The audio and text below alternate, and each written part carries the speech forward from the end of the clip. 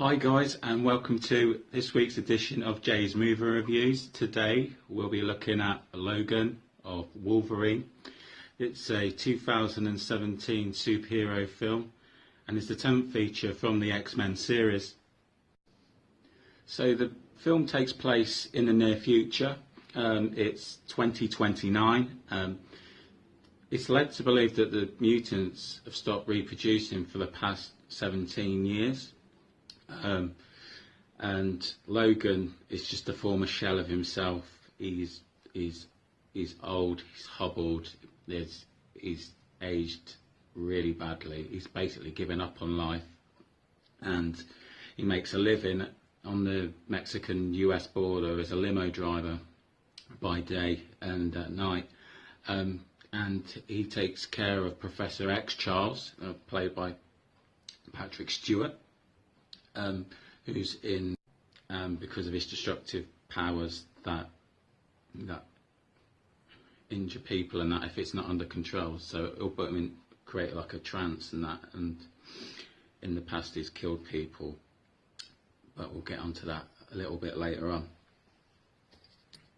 So Logan makes like shady deals with these like hospital staff at this hospital, and he can't see properly, he's limping along, and basically he's using alcohol. He drinks a lot in the film, but you see that he's using the alcohol as a crutch to get through life. I mean, because he's in constant pain, things aren't regenerating, so he's getting shot, but they're not properly healing. So Logan's approached by a nurse and a small girl for some help, and they escape from the research centre. But they sent these like paramilitary group called the Reavers to hunt this little girl down. But reluctantly, Logan becomes involved by persuasion of the professor and the small girl, the nurse who's taking care of the small girl, and things are unravelled, and we see Hugh Jackson playing Wolverine for the last time, so we were led to believe. Daphne Teen, she's very much like Wolverine. She's volatile, she's more aggressive. So if you imagine in the Lion Kingdom, the females are the hunters, and she takes on this primary role. She's got the DNA from Wolverine. He finds out in the film that he's got a daughter, a biological daughter. And she reminds me a little bit of the girl out of Leon. If you've seen the film called Leon, you'll see that dynamic thing between Leon the hitman and the young girl. That was very prevalent throughout this film. Of course, we've got Professor X Charles. They're different in this film. It's nothing like I've seen before in the X-Men series. Everyone's older. He's infirmed. He seems like he's got dementia, and he's constantly being sedated. But he's more of the parental kind of figure out of this group of X-Men. Whereas Hugh Jackman, Logan, he's more reluctant to go in the path that Laura or Charles tries to direct him in. The leader of the Reavers, Donald Pierce, played by Boyd Holbrook, he's got a mechanical arm. He's like it's quite calculative and quite cocksure of himself. I didn't think there was much to talk about with him, apart from him being tenacious and never giving up.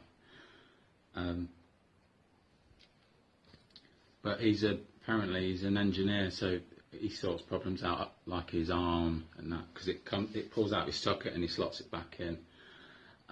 And yeah, there's not much to say about him. I expected more out of him. His acting's kind of believable and it's kind of down to earth, but because we're so used to seeing the X-Men and everything's super exaggerated or like special effecting, but this is boiled down to the bare bones. It's real acting. The special effects team had done a lot of work on Logan as himself, with scar tissue and bullets popping out of his skin, which is kind of cool. Now, Stephen Merchant is a turn up for the books. I weren't expecting him to see him. He plays Caliban. He's basically a mutant tracker. But in the beginning, he helps Logan take care of Charles, and he's quite tall. If you know from like the Gervais show, he's a quite tall bloke, and he's allergic to sunlight, so he has to cover himself up all the time. But in the end, he ends up having to track for the Reavers to try and locate the girl. And basically, Logan's trying to get the girl to Canada, this safe haven in Canada. A lot of the filming took place in New Mexico, and also in Louisiana, where filming took place. Great locations, especially for the car chasing scenes with the limos. I will say it is brutal. It is brutal. Heads, limbs, they just go everywhere. I thought Wolverine was a badass, but he ain't got nothing on Laura Kenny. Now she is just a wild animal. Oh God! Everywhere you look, she's like a second quicker or 2 seconds quicker than Logan, and you see that. And she's got front claws and back claws, so she'll hang off anything, she'll rip a limb off anything. Whereas she's going 100 miles an hour, Logan's going like 20, bless him. So this film is a cross between Kill Bill combined with a family road trip and Leon-ish with a light fragrance of X-Men. I'm really excited to see Laura develop in later films, and there were some other children as well, and there's one that blows like ice cold mist. They blew it on this guard. She was like, whoo, and she smashed his arm, and it just shattered. You see this like fragmented ice blood, and he's running around with no arm like that, going, but yeah, I'm quite excited to see the next generation of the X-Men. I'm quite sad to say goodbye to Wolverine and Charles, but I don't think they'll write him off. I think if they do like a series where it goes backwards, we might see him make a small appearance somewhere. I'm not convinced that it's the end of them.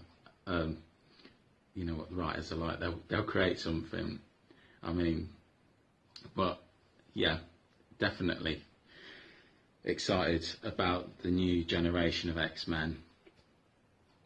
Completely different. The film's completely different to what I'm used to, and we're going to talk about the positives and we'll talk about the negatives. But we'll start off with the positives. Patrick Stewart, excellent acting. Hugh Jackman, good acting. How we love him. Grumpy. Real good car chases, shooting them up scenes, and well written storylines for all the characters, even the smaller characters. They've got a key role in the ongoing and situation of the film. I enjoyed it, and now for the negatives. I think Donald Pierce could have had a bigger role to play. They recreate Logan, but is a younger, fitter version. And he fights with Logan, and they keep regenerating by giving him serum to make him stronger and that. And Logan's just getting smashed the hell out of all the time, and every time he comes back he's getting weaker and weaker. But I think Donald Pierce should have, they should have kept him in till the end, Donald Pierce, right up to the end, but especially because he put the groundwork in, whereas the clone mutant of Logan, there wasn't much to him. There really wasn't. The other thing was, all the bad guys, they're all in black. They've done. I know it's just a little thing, and action's great. Don't get me wrong. Action's brilliant, but does everyone have to be dressed in black? You know, you've got your black Jeeps, your black Humvees, your black cars, your black guns, your black uniforms, black. You know, we could have a little bit of colour here and there, you know. You don't have to be black and silver to be a bad guy. But apart from that, I really enjoyed the film. And I'm going to give it a rating of 8 out of 10. Thanks for watching this. 8 out of 10, yeah. And thanks guys for watching this week's episode of Jay's Movie Reviews. I hope to see you again next week, and I'm not sure what we're going to watch, but we're going to make a review on it. And bye for now.